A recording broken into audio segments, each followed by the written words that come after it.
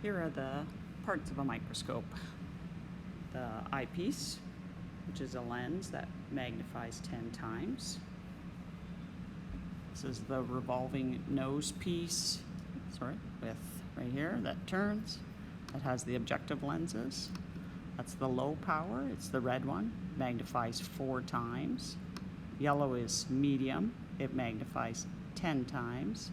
And the blue one is high power, it magnifies 40 times on its own. We won't ever use this black or white one, it's oil immersion. When you start focusing a microscope, you always want the red one clicked into place so it's over top of the opening in the stage.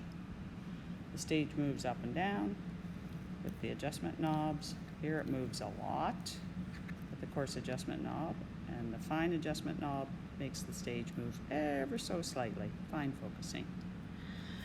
There's the light. Underneath here is something called the diaphragm.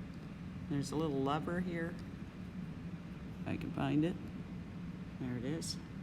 And you move it, and it opens and closes the diaphragm, changing how much light goes through here and the specimen.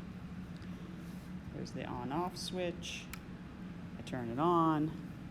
I can change how bright the light is using this. And I'm going to adjust the diaphragm, and you can see lots of light, diaphragm open. Less light, diaphragm closed. And I'm going to leave it open for now.